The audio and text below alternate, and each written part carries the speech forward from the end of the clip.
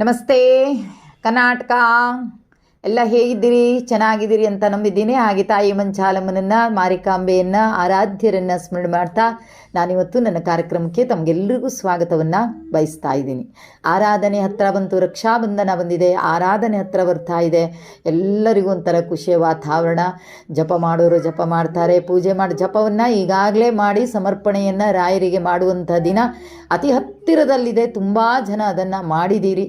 ರಾಯರು ನಮ್ಮ ಕರ್ಮಗಳನ್ನು ಕಳೆದು ನಮ್ಮ ಕಷ್ಟಗಳನ್ನು ದೂರ ಮಾಡಿ ನಮಗೆ ಶಕ್ತಿಯನ್ನು ಕೊಟ್ಟು ನಮ್ಮನ್ನು ಕಾಪಾಡುವಂಥವರು ನಮ್ಮ ಗುರುಗಳು.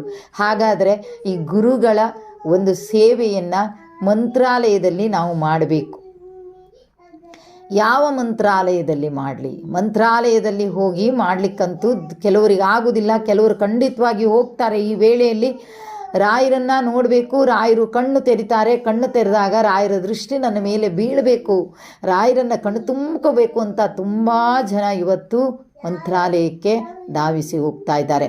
ಹಾಗಂದ ಮಾತ್ರಕ್ಕೆ ರಾಯರು ಅಲ್ಲಿ ಮಾತ್ರ ಅಲ್ಲ, ಇಲ್ಲಿ ಸಹಿತ ನಿಮಗೆ ಸಂಬಂಧಪಟ್ಟಂಥ ಎಲ್ಲ ಮಠಗಳಲ್ಲೂ ರಾಯರು ದರ್ಶನವನ್ನು ಕೊಡ್ತಾರೆ. ಯಾಕಂದರೆ ಪ್ರತಿಯೊಂದು ಮಠದಲ್ಲೂ ಪ್ರತಿಯೊಂದು ಬೃಂದಾವನದಲ್ಲೂ ಅಷ್ಟೇ ಶಕ್ತಿ, ಅಷ್ಟೇ ಸಾಮರ್ಥ್ಯ ಸಹಿತ ಇದೆ. ಹಾಗಾಗಿ ರಾಯರು ಅಲ್ಲಲ್ಲಿ ಭಕ್ತರಿಗೆ ದರ್ಶನವನ್ನು ಕೊಡ್ತಾರೆ. ಹಾಗಾದರೆ ನಮಗೆ ಸೇವೆಯನ್ನು ಮಂತ್ರಾಲಯದಲ್ಲಿ ಮಾಡಲಿಕ್ಕೆ ಆಗ್ತಾ ಇಲ್ಲ ಈ ಆರಾಧನೆಯ ವೇಳೆಯಲ್ಲಿ ಅಲ್ವಾ? ಆರಾಧನೆಯ ವೇಳೆಯಲ್ಲಿ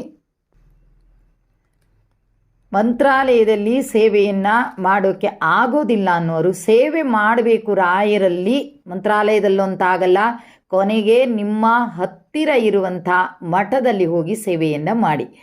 ಹಾಗಾದರೆ ಯಾವ ಸೇವೆಯನ್ನು ಅಲ್ಲಿ ಮಾಡಲಿಕ್ಕೆ ಸಾಧ್ಯ ಇದೆ? ಅಲ್ಲಿ ಹೋಗಿ ಸಂಬಂಧಪಟ್ಟ ಕಮಿಟಿಯವರನ್ನು ಕೇಳಿ ನಾವಿಲ್ಲಿ ಸೇವೆಯನ್ನು ಮಾಡಬೇಕು ಅಂತ ಹೇಳಿ.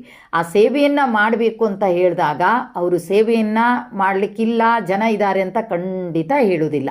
ಸೇವೆಯನ್ನು ಮಾಡಿ ಅಂತಾರೆ. ಯಾಕಂದರೆ ನಾನು ಈಗಾಗಲೇ ನಮ್ಮ ಸಿರ್ಸಿಯ ಮಠದಲ್ಲಿ ಹೋಗಿ ವಿಚಾರಿಸಿದ್ದೆ. ಬಡಿಸುವಂಥ ಕಾರ್ಯಕ್ರಮದಲ್ಲಿ ಅಥವಾ ಏನಾದರೂ ಸೇವೆ ಮಾಡಬಹುದಾ ಅಂತ ಕೇಳಿದಾಗ ಅವ್ರು ಹೇಳ್ತಾರೆ, ನನಗೆ ಬಡಿಸೋದು ಅವ್ರದ್ದೆಲ್ಲ ಟೀಮ್ ಇದೆ, ದೊಡ್ಡ ಟೀಮ್ ಇದೆ, ಆದರೆ ಬಾಕಿ ಸೇವೆಗಳಿದೆ, ಹಣ್ಣು ಕಾಯಿಗಳನ್ನು ಚೀಲಕ್ಕೆ ತುಂಬುವಂಥದ್ದು, ಇನ್ನಿತರ ಕೆಲವೊಂದು ಸೇವೆಗಳಿದೆ. ಆ ಸೇವೆಯನ್ನು ನೀವು 3 ದಿನ ಸಹಿತ ಬಂದು ಮಾಡ್ಬೋದು ಅಂತ ಅಂದರು. ಆದರೆ ನಾನು ಹೇಳಿದೆ, ಮಧ್ಯ ಆರಾಧನೆ ದಿನ ಖಂಡಿತವಾಗಿಯೂ ನಾನು ಬಂದು ಸೇವೆಯನ್ನು ಮಾಡ್ತೀನಿ ಅಂತೇಳಿ. ಯಾಕೆ ಮಂತ್ರಾಲಯದಲ್ಲೇ ಸೇವೆ ಮಾಡಲಿಲ್ಲ ಅಂತ ಬೇಜಾರು ಮಾಡ್ಕೋಬೇಡಿ. ಎಲ್ಲರೂ ಮಂತ್ರಾಲಯಕ್ಕೆ ಹೋಗ್ತಾ ಇದ್ದಾರೆ, ನನಗೊಬ್ಳಿಗೆ ಯಾಕಪ್ಪ ಆರಾಧನೆಗೆ ಹೋಗೋಕೆ ಆಗ್ತಾ ಇಲ್ಲ ಅಂತ ಚಿಂತೆ ಮಾಡಬೇಡಿ. ಆ ವೇಳೆಯಲ್ಲಿ ರಾಯರು ಪ್ರತಿಯೊಂದು ಬೃಂದಾವನದಲ್ಲೂ ಇರ್ತಾರೆ. ಯಾವಾಗಲೂ ಇರ್ತಾರೆ. ಆ ಮನಸ್ಸಿಂದ ತೆಗೆದುಹಾಕಿ ಸಾಲಗೀಲ ಮಾಡಿಕೊಂಡು ಆರಾಧನೆಗೆ ಹೋಗುವಂಥದ್ದು ಅಗತ್ಯ ಇಲ್ಲ ಅನ್ನೋದು ನನ್ನ ಯೋಚನೆ. ಯಾಕೆ ಸುಮ್ಮನೆ ಸಾಲ ಮಾಡ್ಕೊಂಡು ಹೋಗೋದು? ರಾಯರು ಹೇಳ್ತಾರೆ, ನಾನು ಇಲ್ಲೇ ಇದ್ದೀನಲ್ವಾ, ಇಲ್ಲೇ ನಿನ್ನ ಸೇವೆಯನ್ನು ಮಾಡುವಂತ. ಹಾಗಾಗಿ ದಯವಿಟ್ಟು ನಿಮ್ಮ ಸಂಬಂಧ ಯಾರಿಗಾದರೂ ಮನಸ್ಸಿರುತ್ತೆ, ಸೇವೆ ಮಾಡೋಕ್ಕೆ ತುಂಬ ಮನಸ್ಸಿರುತ್ತೆ ಅಲ್ವಾ, ಹೋಗಿಬಿಟ್ಟು ರಾಯರ ಹತ್ರ ಅಲ್ಲಿ ಕಮಿಟಿಯರ ಹತ್ರ ವಿಚಾರಿಸಿ ನಾವು ಸೇವೆಯನ್ನು ಮಾಡಬೇಕು ಅಂತ ಹೇಳಿ. ಕೊನೆಗೇನೂ ಅಲ್ಲ ಅಂದರು, ಅಲ್ಲಿ ಕಸ ಕಡ್ಡಿಗಳೆಲ್ಲ ಬಿದ್ದಿರ್ತಾವಲ್ವ, ಅದನ್ನೆಲ್ಲ ಸ್ವಲ್ಪ ಆರಿಸಿ ತೆಗೆದಿಡುವಂಥದ್ದನ್ನು ಮಾಡಿ, ಉಡಿಸುವಂಥದ್ದನ್ನು ಮಾಡಿ. ಜೊತೆಗೆ ಈಗ ಮುಂಚೆ ಏನಿತ್ತು ಅಂದರೆ ಬಾಳೆ ಮೇಲೆ ಊಟ ಇತ್ತು, ಬಾಳೆನೆಲ್ಲ ತೆಗಿಯೋಕ್ಕಾಗ್ತಿತ್ತಲ್ವ. ಈಗ ಅದಿಲ್ಲ. ಯಾಕಂದರೆ ಹಾಳೆ ಊಟ ಕೊಟ್ಟುಬಿಡ್ತಾರೆ. ಈಗ ಹಾಳೆನ ತೊಗೊಂಡೋಗಿ ಬೇರೆ ಕಡೆ ಬಿಸಾಕ್ತಾರೆ. ಅದು ಮತ್ತೇನು ಬಾಳೆ ಎತ್ತುವಂಥದ್ದು ಕೆಲಸಗಳೆಲ್ಲ ಏನೂ ಇಲ್ಲ. ಹಾಗಾಗಿ ಇಂಥ ಕೆಲಸಗಳನ್ನು ರಾಯರ ಮಠದಲ್ಲಿ ಖಂಡಿತವಾಗಿ ಮಾಡಿ. ನಾನು ಮಾಡ್ತಾ ಇದ್ದೀನಿ. ನೀವು ನಿಮ್ಮ ಮಠದಲ್ಲಿ ಹೋಗಿ ವಿಚಾರಿಸಿ. ಖಂಡಿತವಾಗಿಯೂ ರಾಯರ ಅನುಗ್ರಹ ಆಗುತ್ತೆ. ರಾಯರಲ್ಲಿ ಬೇಡ್ಕೊಳ್ಳಿ, ರಾಯರೇ ಈ ಮಠದಲ್ಲಾದರೂ ನನಗೆ ಅವಕಾಶ ಸಿಗಲಿ ಅಂತ ರಾಯರ ಹತ್ರ ಬೇಡ್ಕೊಳ್ಳಿ. ಖಂಡಿತವಾಗಿ ಸಿಗುತ್ತೆ. ಕೆಲವು ಕಡೆಯಲ್ಲಿ ನನಗೆ ಟೀಮ್ ಇರುತ್ತೆ ಅಂತ ಅಂದ್ಕೊಳ್ಳಲ್ಲ ನಾನು. ಯಾಕಂದರೆ ಆರಾಧನೆ ಅಲ್ವಾ, ಯಾರು ಬಂದು ಬಹುಶಃ ಬಡಿಸ್ಬಹುದೇನೋ, ಅದು ಕೇಳ್ಕೊಳ್ಳಿ ನೀವು. ಆ ಕೆಲಸ ಸಿಕ್ಕರೆ ಇನ್ನೂ ಒಳ್ಳೆಯದು. ಆ ಸೇವೆ ಸಿಕ್ಕಿದರೆ ಇನ್ನೂ ತುಂಬ ಒಳ್ಳೆಯದು. ಖಂಡಿತವಾಗಿಯೂ ಇದನ್ನು ಮಾಡಿ ಎಲ್ಲರೂ. ನಾನು ಮಾಡ್ತಾ ಇದ್ದೀನಿ, ನಾನು ಕೇಳ್ಕೊಂಡು ಬಂದಿದ್ದೀನಿ. ಹಾಗಾಗಿ ನಿಮಗೆಲ್ಲರಿಗೂ ನಾನು ಇದನ್ನು ಹೇಳಿದ್ದೀನಿ.